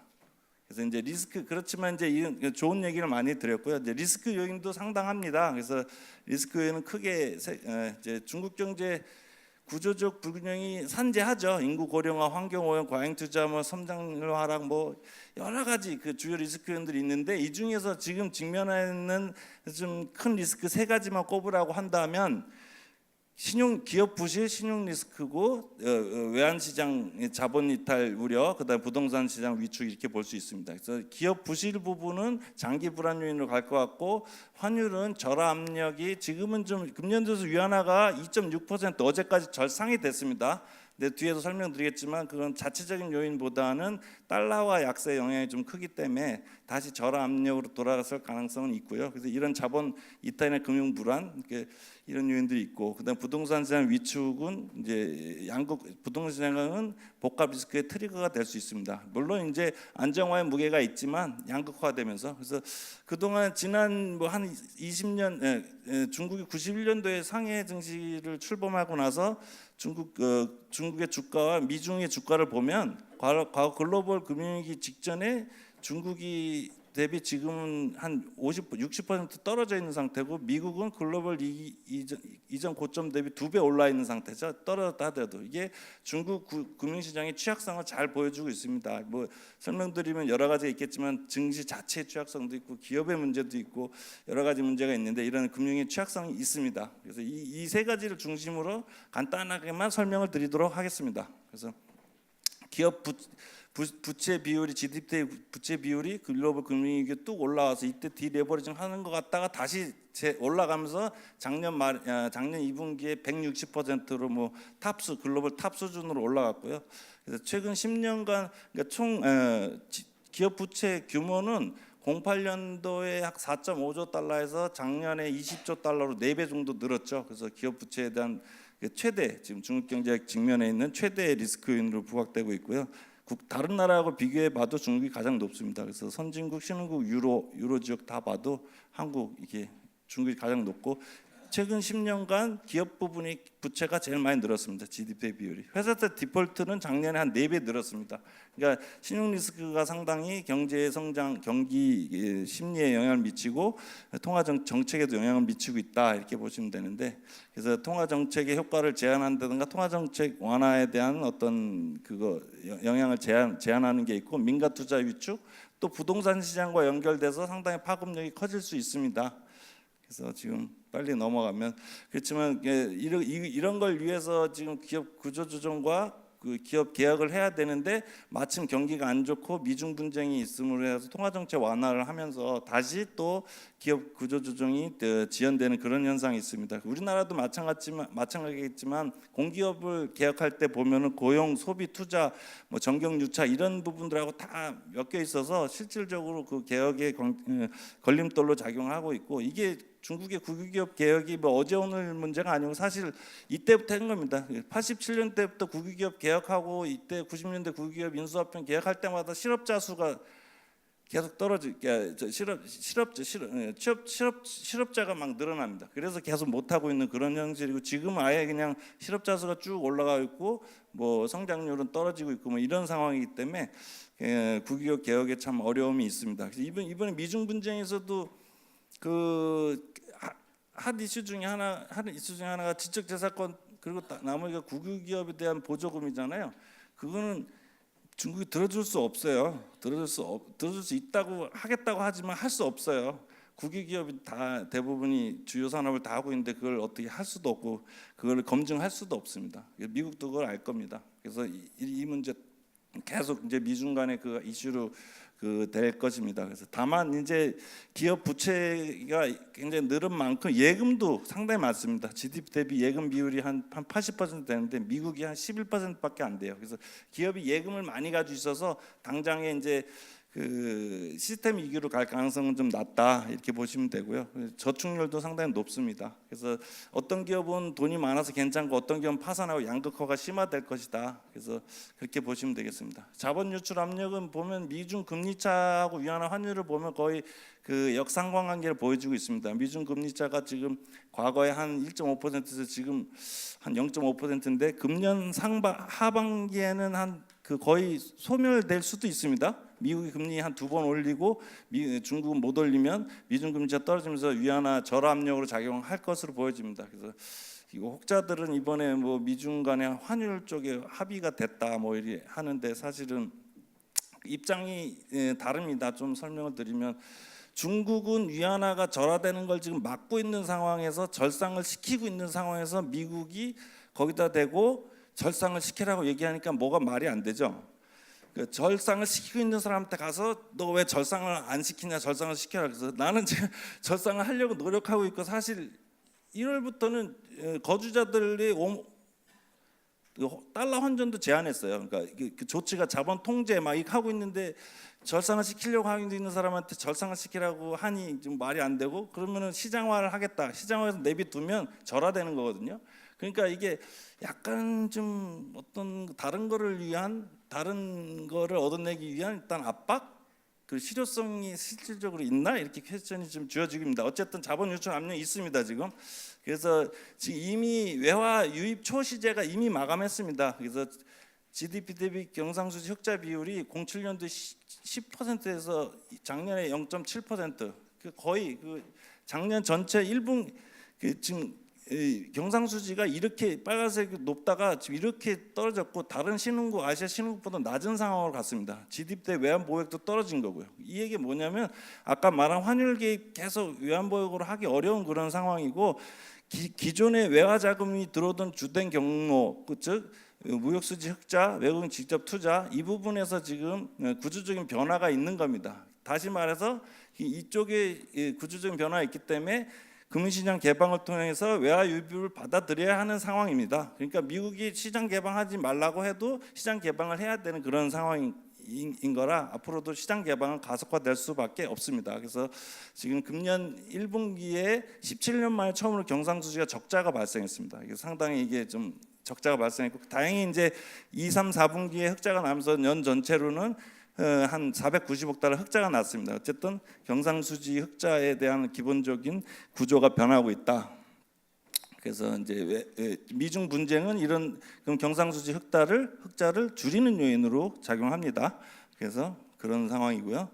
지금 보면 최근 30년간 외자 유입 경률을 보면 경상수지 직접 투자 기타 투자인데 경상수지 부분 직접 투자의 누적입니다. 이게 스탁 기준으로 이렇게 되고 플로우 기준이 이렇게 되는데 어쨌든 이 경상수지와 직접 투자 이 두 부분이 다 지금 줄고 있기 때문에 결과적으로는 시장 개방, 기타 투자, 금융시장 쪽으로 투자를 유도해야 되는 그런 상황입니다. 그래서 요거 달러 인덱스하고 위안화 대미 달러 환율을 보시면 요거 한 2년간입니다. 그래서 작년에 위안화가 이렇게 계속 이게 빨간색이 위안화 대미 달러 환율이 절하됐는데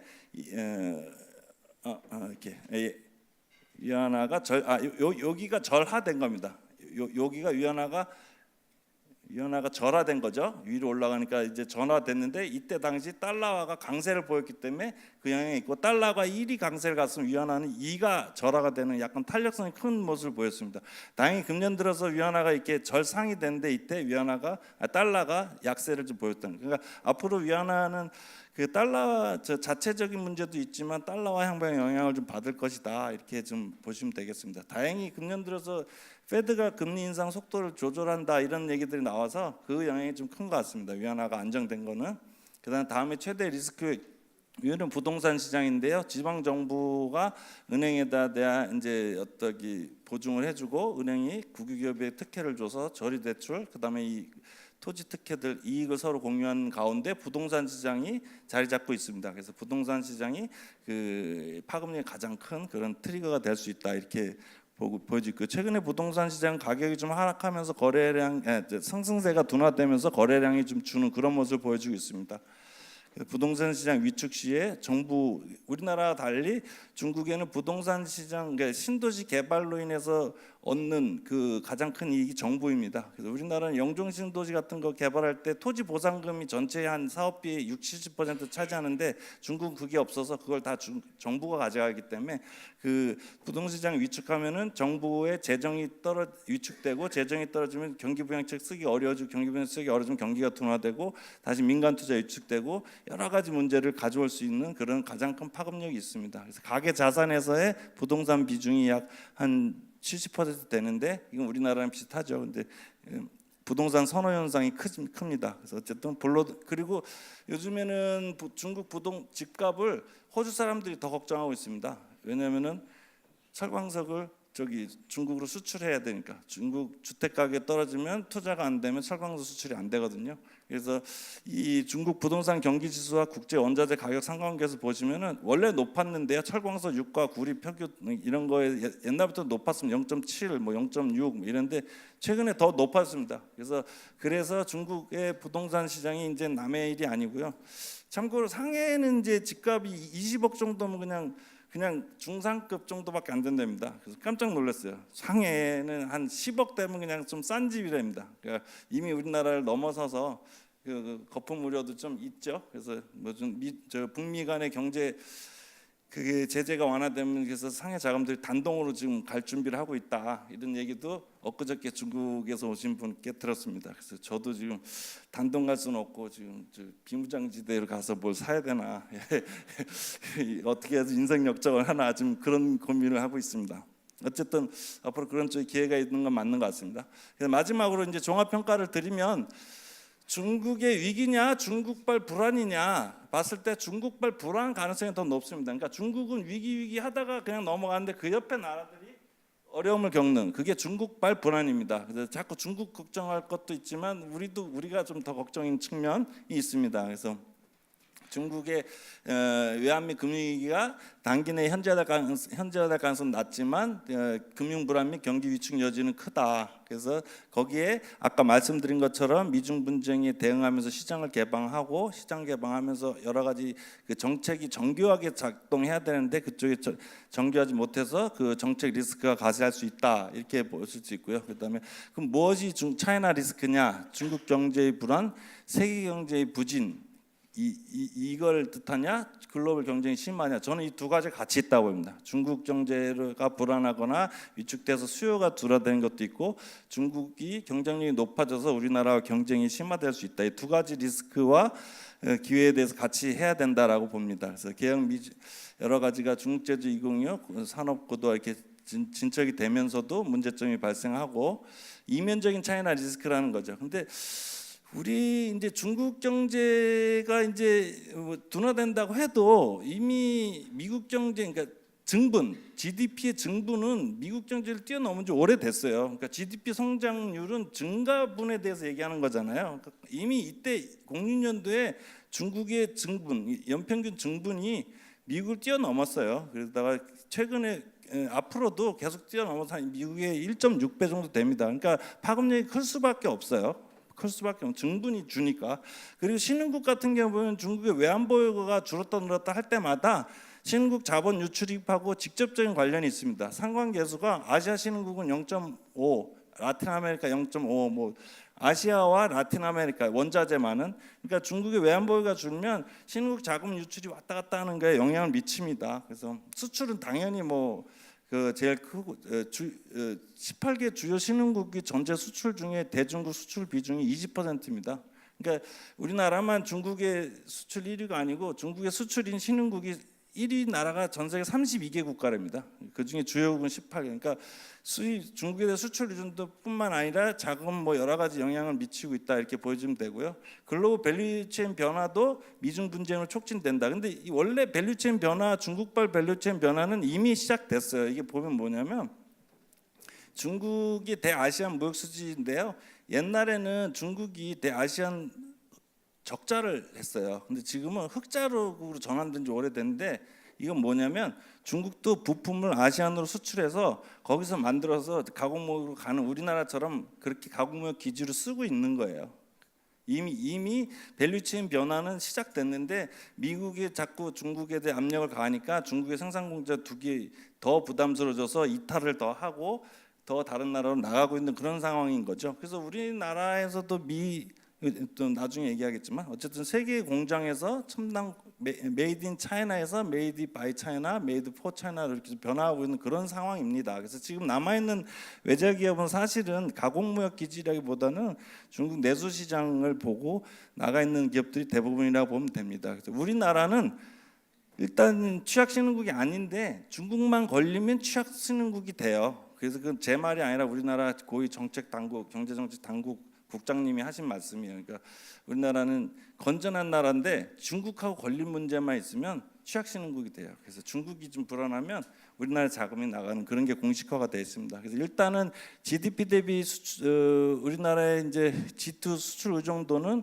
우리나라 13%, 대만 빼고는 우리나라 수출 증가 하여간 높습니다. 그래서 한중이 GDP 대비 수출 비중 보면 옛날엔 비슷하다가 중국은 떨어졌는데 우리는 여전히 높습니다. 30% 넘게. 아까 저기 송 박사님이 하신 거랑 똑같은데요. 어쨌든 그 수출 비중이 높고 우리나라의 전체 수출 중 대중국 수출 비중이 EU, 일본, 미국 합계보다 더 높아졌어요. 작년에. 근데 홍콩을 빼고도 홍콩 합치면 더 높습니다. 그러니까 중국 의존도가 높은데 문제는 우리나라가 이제 여기 먼저 설명드리면 우리나라가 중국 그럼 수출만 많은 우리나라 수출이 높다고 생각하는데 그거 잘못된 생각이에요. 우리나라가 금융 부분에서도 이미 중국하고 너무 밀접하게 됐어요. 그래서 실물 경제만 중국하고 가까운 나라 그게 아닙니다. 보시면 환율도 중국 원화 위안화 환율 거의 동조화 현상이 커지고 상관계수가 높아졌어요. 작년에 한 0.8 되고요. 우리나라 외화 콜금리, 은행 간 외화 콜금리 있죠? 외화 주고받는 그 콜금리도 중국하고 영향이 동조가 뚜렷한데 왜 그러냐면은 그 콜금리 시장에서 중국계 은행이 차지하는 비중이 60% 넘은 지 몇 년 됐어요. 이미 몇 년 돼서 중국의 자금이 외화 자금 부족하면 여기서 땡겨가요. 그럼 여기 콜금리 올라가고 남으면 좀 돌아가고. 그러니까 그 영향이 있고 우리 주요국의 은행이 대중국 익스포저도 우리나라가 대만 빼고는 제일 높아요. 그래서 우리나라가 이제 단순히 이제 수출이나 뭐 이렇게 그런 것만 중국하고 된 게 아니라 금융 부분에서 뚜렷하고 뭐 중국에 우리나라 채권 투자 뭐 1위 된 지 미국을 제친 지 몇 년 됐죠? 몇 년 돼서 2배가 됐습니다. 2배가 됐고 뭐 주식 채권 계속 늘어나고 있고 재밌는 거는 작년에 중국 요거는 이제 금융 투자고요. 차이나 머니의 금융 주식 채권 투자고요. 중국의 국내 직접 투자 FDI가 보면 한 3배 늘었어요. 그 중에 뭐 금융 어떤 일정 특정 증권사로 인한 게 늘은 게 있지만 그걸 소거하면 제조업 분야 2배가 늘었는데 가만히 내용을 보면 기계, 운송기계, 기계 장비 이런 쪽이에요. 약간 보면 우리나라 주력 산업에 대한 투자가 늘고 있는 게 조짐이 보여요. 미중 분쟁이 이제 조금 악화되면 더 투자가 늘 가능성이 있는 게 우리나라가 FTA 허브 국가고 기술도 어느 정도 있기 때문에 우회 수출 기준으로 하면서 기술도 개발하고 그런데 미중 분쟁이 악화되지 않고 봉합이 돼도 이 보안 문제나 이런 여러 가지 우리나라에 대한 그런 일정 제조업 좋은 거에 대한 투자 유인은 있다 이렇게 보여집니다. 그래서 앞으로도 좀 계속 늘어나는데 그게 우리나라한테 긍정적이고 또 부정적인 요인이 상존하고 있습니다. 그래서 잘 그걸 봐서 대응을 해야 될 것 같고요. 그다음에 그 이제 아까 이런 직접 지금 관세 부과로 인해서 우리나라의 직접적인 영향은 사실은 2,500억 달러에서 미치면 한 우리나라의 대중 수출 중에 7%가 미국으로 가는데 이게 전부 다 없어진다고 했을 때 100억 달러 정도 우리나라 수출이 줍니다. 그래서 그거까지 뭐 큰 영향이겠지만 근데 이거는 사실 둘이 합의해 가지고 미국이 미국산 반도체를 샀을 때 영향과 큰 차이가 없는 것 같아요. 그러니까 우리나라 거 안 사고 미중 간에 합의가 돼서 괜찮아졌어요. 그러면은 합의한 게 뭐예요? 반도체 수입하고 이거잖아요. 근데 거기로 인해 우리나라의 수출 감소분하고 큰 차이가 없지 않느냐. 그래서 사실은 2,500억 달러 정도의 매겨가 준 거나 중국과 미국이 합의를 해서 차이메리카 현상이 일어나는 거와 그 직접적인 영향은 크지 않은데 다만 이제 둘이 이제 계속 싸우면 그 심리적 그 간접 영향이 커서 이런 뭐 브렉시트 뭐 어제도 메이 총리가 브렉시트에서 연기할 수 있다 공식 언급을 하고 뭐 노딜일 가능성도 나오고 있는데 이런 여러 가지 문제들과 묶여서 그 경제 심리 위축되는 그 간접 영향이 더 큰 것 같습니다. 물론 이제 5천억 달러 확대되면 더 영향이 크겠지만 직접 영향도 크겠지만 그런 걸로 보여지고요. 그다음 이제 아까 말씀드린 것처럼 미중 마찰과 타협 모두 부작용이 있을 것을 보여집니다. 물론 타협이 되면 훨씬 낫죠. 왜냐하면 경제 심리가 안정이 되기 때문에 일단은 통상 마찰이 계속되면은 제일 큰 거는 중국의 과잉 생산이 악화되면서 글로벌 영향이 큰 것 같습니다. 그래서 경제 심리가 둔화되는 것도 있지만 과거의 글로벌 경제 위기 때마다 문제 1차 세계 경제 시작이 왔을 때도 과잉 생산 문제가 그 기제에 있었거든요. 과잉 생산으로 인한 그 문제, 그 문제가 되고 글로벌 투자도 위축이 되고. 근데 아까 말씀드린 것처럼 미중 합의가 차이메리카를 유발하면서 미국의 화살이 중국에서 불특정 다수한테 가는 그런 위험. 다시 말해서 뭐 일례로 자동차 산업에 대한 불특정 다수한테 같은 매기는 이런 문제들 여러 가지. 그래서 미중 간의 투자 협정의 배타성이 노출될 가능성. 그래서 사실 합의가 된다 그래서 우리가 무조건 안심해야 될 건 아니다라고 지금 보여집니다. 그래서 자동차 관세 수입차가 미국의 국가 안보에 영향을 미친다고 2월 17일 날 이제 발표가 됐고 그로 90일 이후에 트럼프 대통령이 이내에 행동을 취해야 되는데 그 행동이 어떻게 나올 것인가가 상당히 좀 주목되고 있습니다. 그렇지만 미중 분쟁이 반드시 우리나라에 나쁜 것만 미치는 건 아닙니다. 그래서 분명히 기회 요인도 분명히 있습니다. 여기에 대해서 뭐 미중 간에 싸워서 전환 수요도 있어요. 왜냐하면은 미중 간에가 보안 국방수권법에서 금년 8월부터 미국 내에 그 보안 안보 이런 쪽에 그 중국산 제품 다 못 쓰게 했잖아요.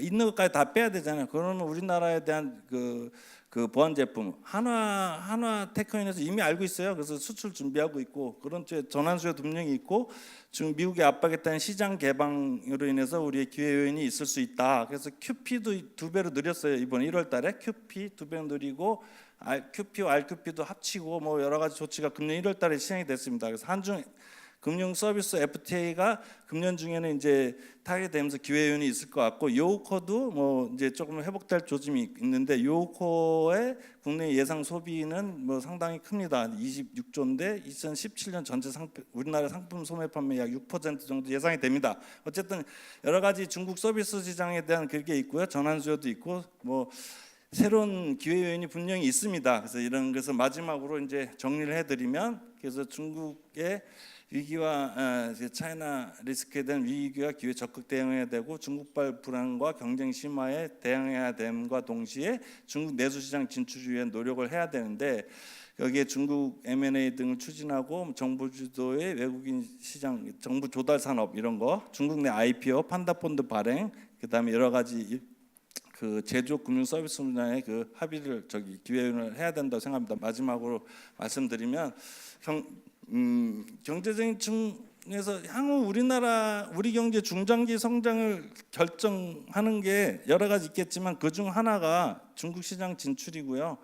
중국 시장 진출입니다. 그걸 어떻게 대응하느냐에 따라서 기업과 우리나라의 성장을 결정지을 수 있다, 이렇게 보고 있고요. 물론 거기에는 경쟁력 확보가 기초가 돼야 될 것입니다. 그래서 우리가 중국하고 다 경쟁할 수는 없고, 그래서 선택과 집중을 통해서 우리 경쟁력 제고와 중국 시장 진출에 노력하고, 거기에 중국 정부의 정책 변화에 대해서 정말 정교하게 모니터하고 거기에 맞춤형 대응을 해야 된다고 생각합니다. 이상으로 발표를 마치겠습니다. 감사합니다.